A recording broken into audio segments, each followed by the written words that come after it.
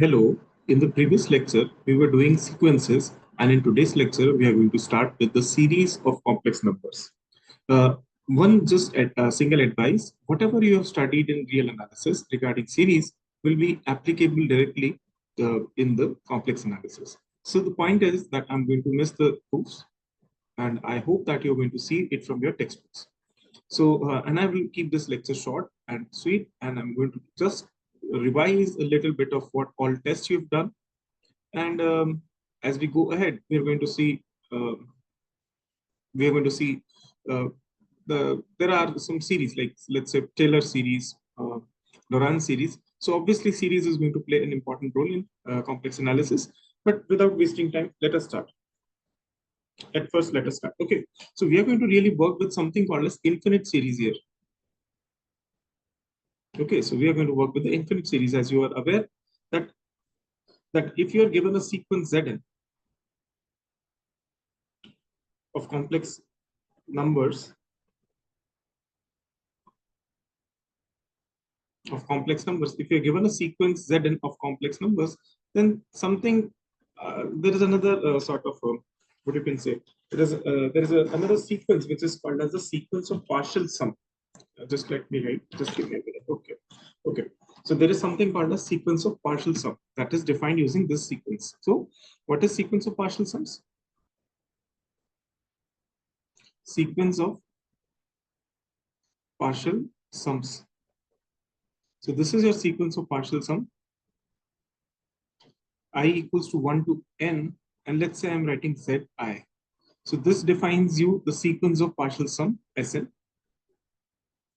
And from theory of infinite series, we know that the series converges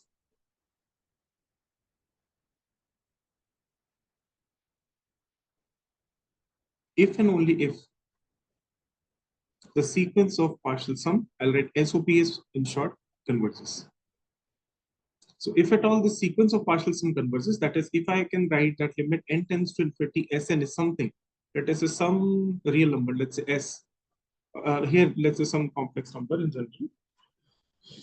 So we would say that our series is convergent. Then we'll say that our series is convergent. In fact, this infinite series is convergent. So the convergence of infinite series, you all need to see whether your sequence of partial sum is convergent or not. Okay, so I'll write it here.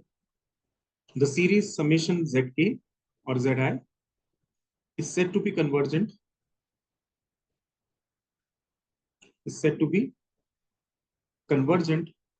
if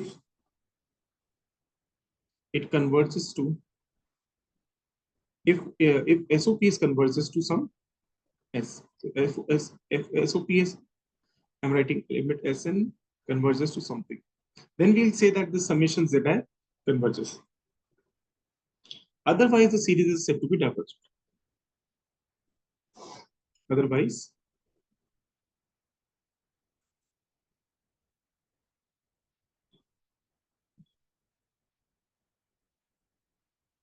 said to be divergent. Okay, so one has to remember this. So this is clear. I think this is quite clear. Okay, and as we found that in sequences, if a sequence of complex numbers is convergent, then the real part and imaginary part are separately. They're also convergent. Similarly, if we let zk equals to xk plus iota yk, then summation zk converges to, let's say, some s if and only if both real part, that is summation xk, and summation yk converges. So let's say if s is equal to the sum is equal to u plus iota v, then summation xk must be equal to u and summation yk must be equal to v. If the series is convergent, if summation zk is convergent, then the real part independently, that is summation xk and summation yk, must be convergent. Okay, now the next point is we've already done the sequence, okay, and we know what is a Cauchy sequence. So, and as you're aware that a sequence is convergent if and only if it is Cauchy. So Cauchy, by Cauchy criterion, you know that by Cauchy's criterion of convergence of sequence,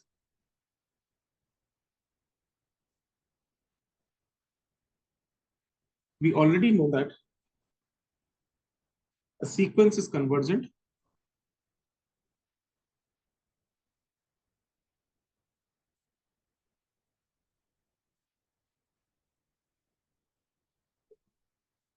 if and only if it is a Cauchy sequence. We already know this. So similarly, if series is convergent, it implies that the sequence of partial sum is convergent, or in other words, the sequence of partial sum is a Cauchy sequence. So it implies what? So let's say if I'm writing Sn to be equal to summation, let's say k equals to 1 to n zk, then we know that Sn, this particular sequence must be a Cauchy sequence.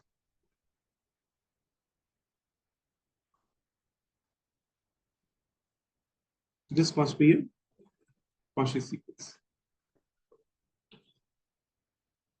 And we know what is Cauchy sequence. You know that if a sequence is Cauchy, then Sn minus Sm modulus can be made less than epsilon for all n greater than m and both greater than some natural number, let's say capital.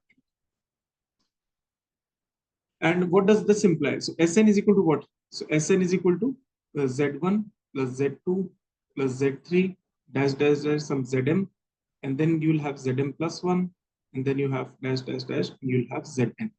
So if I subtract Sn minus Sm model, if I subtract Sn minus Sm and take a modulus of it, what does it imply? It implies that the tail of the sequence, this is also referred to as the tail of the series, rather I would say, k equals to m plus 1 to n zk.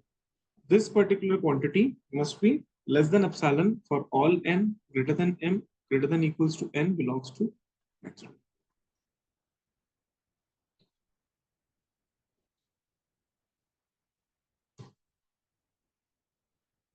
Okay, one of the important things that you can see from here that this is true for all n greater than n. So why not take m is equal to n minus 1? So just take n minus 1 because it is true for all n which is greater than m. So I'm taking n equals to n minus 1. What does it imply? It implies that summation zk converges. It implies that limit Sn must be equal to S. This is clear. And from here, you know that if summation Zk converges, then limit Sn must be equals to S. And if you take m equals to n minus 1, what does it imply? It implies that Zn should be less than epsilon. Because see, if you take m is equal to n minus 1, what does it imply? It implies Sn minus 1 modulus should be less than epsilon. And it implies that Zn modulus must be less than epsilon. So if the series is convergent, it implies that Zn modulus is less than epsilon. It implies Zn minus 0 mod is less than epsilon. And it necessarily implies that limit Zn must be equal to 0. So this is a necessary condition for Zn to be, the summation Zn to be convergent. So always remember that a very necessary condition. So a necessary condition,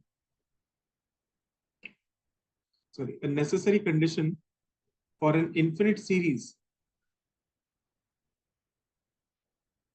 for an infinite series summation Zn to converge is what? Is that limit Zn must be equal to 0 as n tends to infinity. So basically, as n tends to infinity, this is a necessary condition. However, you know from already from your I think real analysis part that 1 upon n raised to power p, this is convergent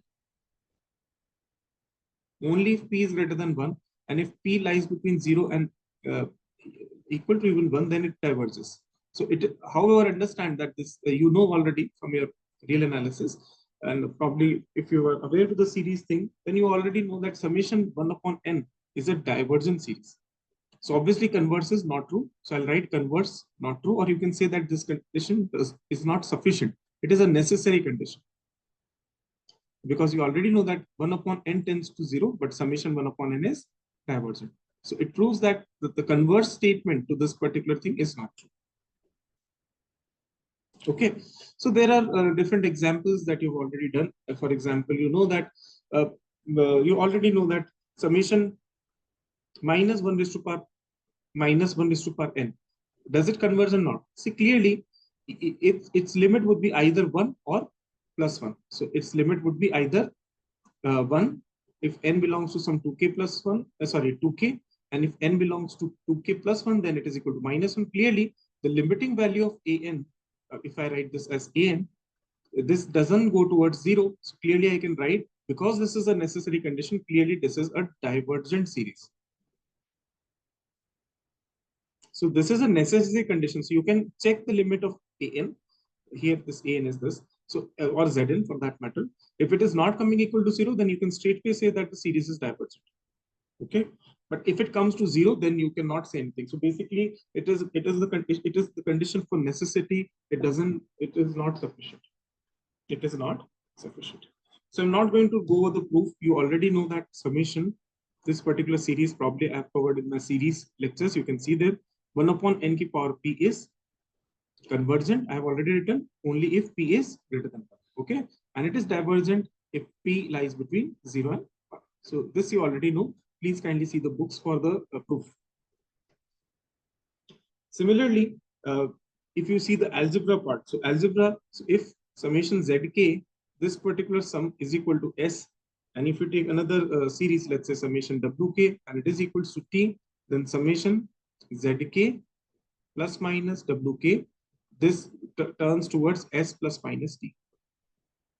And similarly, if you multiply this with some c, then it converges towards cs. So we'll see some complex constant. So basically, all these things you can do it from a little bit of mathematics, and this is not big deal. I think you can do it on your own. So this is some algebra here. And then also you should be aware that in real series, one has to understand that you've already written one proof that every absolute convergent series is convergent. So if the series is absolutely convergent, then it implies every absolute convergent series is convergent.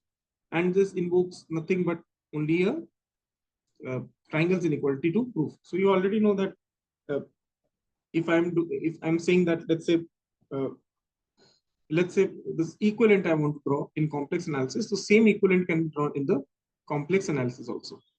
So the same equivalent can be drawn in the complex analysis also, because this derives because this proof can be derived from triangles inequality. So the series summation zk converges absolutely if summation modulus zk converges. So this is what it implies. Okay. Now we already know that if Sn be my sequence of partial sum, so if Sn be my sequence of partial sum, and if the if this is convergent, it implies that Sn minus Sm modulus, which is equals to what? It is equal to summation k equals to m plus 1, sorry, to n zk, this modulus, and certainly it is less than equal to summation k equals to 1 to n modulus of zk. This is from the triangles inequality. So we know that from comparison test, if this series is convergent, then this is always convergent. So if the series is absolutely convergent, then the series is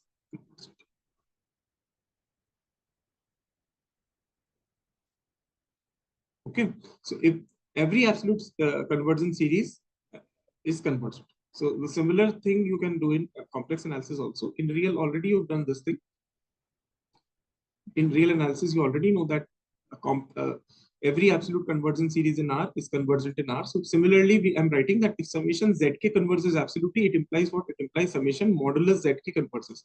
Now I'm writing one another thing, that if Sn is equals to summation k equal to 1 to n zk, that is, it implies the sequence of partial sum of this series summation zn, sorry, summation zn, summation zk. So if this series is convergent, it implies what? It implies I'm writing Sn minus Sm modulus is equal to uh, summation k equals to m plus 1 to n zk. If I take a modulus here, it will be certainly less than equal to summation k equals to 1 to n, and then you can do this thing. Sorry, m plus 1 to n. If this is convergent, then this is always convergent. This is from the what you can say. This is from the uh, comparison test. Okay. So always remember the converse statement, however, is not true. So I'll write the converse statement. Converse is, however, not true. So why? Let's say if I take another series, let's say if I take a series, if I take zk to be equals to minus 1 raised to power k minus 1 divided by k. If I take this is convergent indeed. And I'll let you know how. But it is not absolutely convergent. So if you might have learned what you can say Leibniz test, you can know that this is convergent, but the absolute part of it, zk modulus, is equal to 1 upon k. Certainly it is not convergent. So absolute convergence implies convergence. Remember this. So absolute convergence implies convergence. So the statement converse is not true. Converse does not imply the absolute convergence. But absolute, once you can prove that series is absolutely convergent, then you can always say that series is convergent. As I've used one of the theorems here already, which is called the comparison test. So you can use here also the same thing. So don't worry about it. Okay. So remember that comparison test is valid here. So comparison test is valid. So I'll write it here so that you don't get confused. So I hope all these things you know from real analysis. That is why I'm not putting much stress here. Okay. So all these things you already know. That is why I'm not. So let's say just for example, just try to prove this. I'm giving you a minute to think about it. What can you know about this series? N equals to 1 to infinity, 1 upon 2 raised to power k, and 1 plus iota raised to power 2k. What can be said about this series?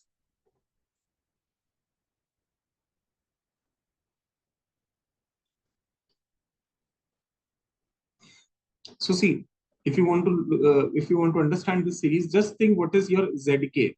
So your zk is equals to 1 upon 2, and here if I write 1 plus iota whole square, and this is whole raised to power k. Okay, so this series is this.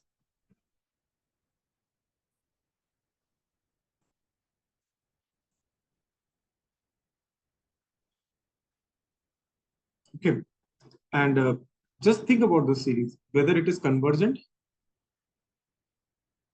or divergent.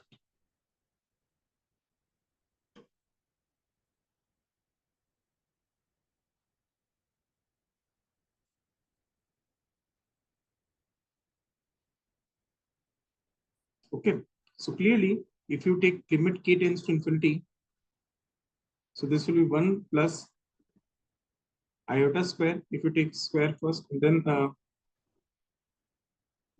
plus 2 iota divided by 2 whole raised to power k.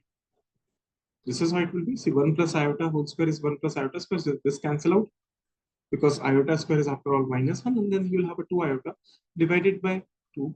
So ultimately, you have this iota raised to power k and limit k tends to infinity.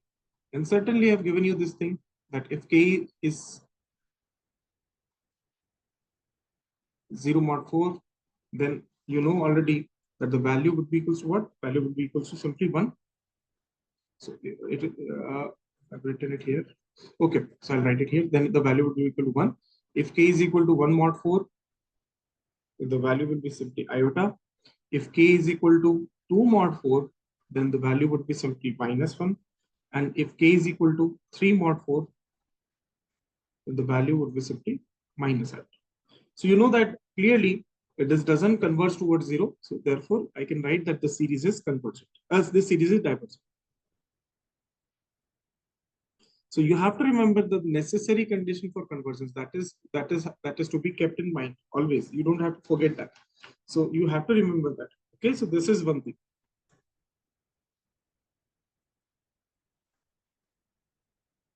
Okay, so all the convergence tests, all the convergence tests that you have already studied, like comparison tests and all those things, comparison test, like geometric series. If you remember, I'll write it here. So a little bit of things I'll write here. So let's say geometric series.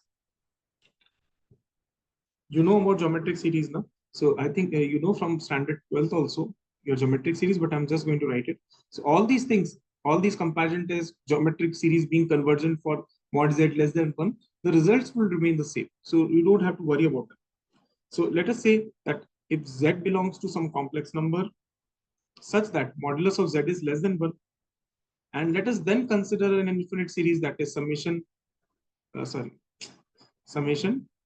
z raised to power n varying from 0 to infinity, then this is a convergent series.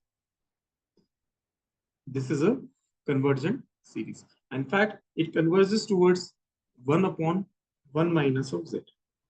In fact, it converges towards 1 upon 1 minus z, provided mod z is less than 1. And mod z is greater than 1, then it is a divergent series.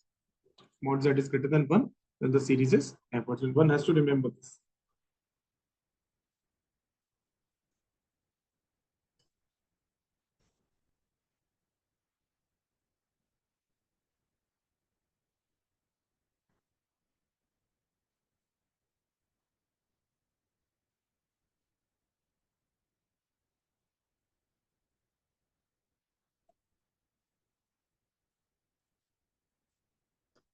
Okay.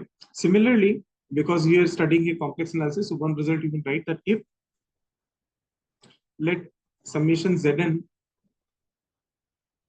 converges towards S, then if we take the conjugate part of it, so if I take Zn conjugate, it converges towards S conjugate. This one you have to remember. So I'm just writing it here. I'm not giving you proof. I hope you will be able to do all these proofs. So that's not a worry for me right now. But overall, understand that the most of the proofs, most of the things will remain the same. So this I think you might have studied in your real analysis also, that if series is convergent, let's say summation Zn is convergent, then limit Zn is 0 and converse not true. So all these things you have done already in your real analysis also. So as I mentioned, the test of convergence, that is the comparison test. So one of the example is comparison test. One of the prime test that we use is called as the comparison test. It remains the same here. So what I mean that if summation an and summation bn be series of positive reals, be a series of positive reals, and you know that if an is less than equal to bn, if an is less than equal to bn, then if summation bn is convergent, if summation bn is convergent, then it implies that summation an is convergent. And if summation an is divergent, so is bn. Sorry. So if summation an is divergent, it necessarily implies that summation bn is divergent. So I hope you know this result. This is called as the comparison test. In fact, you can go for a bolder thing, that if bn be a series of positive reals, if bn be the series of positive reals, and if bn is convergent, if summation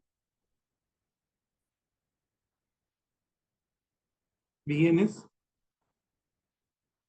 convergent, and it happens so that an modulus is less than equal to bn, then an modulus is convergent if, and if bn is, then a summation an modulus is convergent because summation bn is convergent.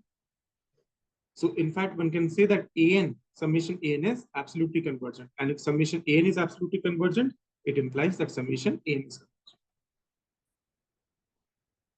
So I hope this is something that you know. Similarly, the ratio test, the D-Numbers ratio test, the famous ratio test, here also applies the very same. I'm just giving you a little bit of revision, that if summation Cn be the series of positive reals, if summation Cn be the series of positive reals, and if we assume that limit Cn plus 1 upon Cn is some r, and where r is less than 1 and greater than equal to 0, then this is convergent. If r is greater than 1, then it is divergent. But if r is equal to 1, then the test remains inconclusive. We need more idea to solve that particular problem. We cannot solve it using ratio test. Okay, so all these things I hope you might have done in your already have done in your real analysis. So therefore, I'm not giving you the proofs and everything. Root test, you already know. So what is root test? Root test is simple, that it's let summation an be the series of positive reals. And then if an raised to power 1 upon n, it converges towards a, and this a happens to be lying between 0 and 1, then it is convergent. Sorry, if a lies between 0 and 1, then it is convergent, sorry. And if a is greater than 1, then it is divergent. But if a is equal to 1, again this test fails. And basically test fails is in, you cannot say that series is not divergent or convergent. You can say that from here, you cannot draw any conclusion. From here, you cannot draw any conclusion. Okay, so most of the things that you've done in your series, sorry, most of the things that you've already done in the series in real analysis will apply the same way in complex analysis also. So you don't need to practice a great deal here, but just have an understanding. Just have an understanding.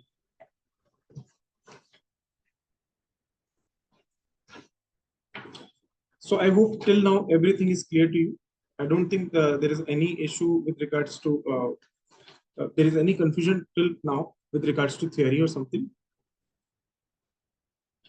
Okay, so all these things I just wanted to do it because there are books which start their theories with a sequence and series of complex numbers and all those things. So therefore, I made a point that I would do all these things. I've done already all these things, but still, one needs to pay more attention on the topics that we are going to now start, which are uh, which are like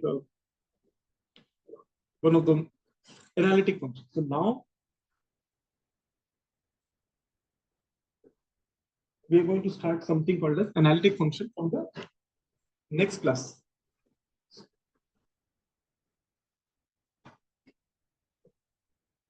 So from there you will understand that what is complex analysis. All these things already you've done in your real analysis part. So I don't think there is enough problem with this. So I mean, I don't think there is enough. Just give me a minute, sorry.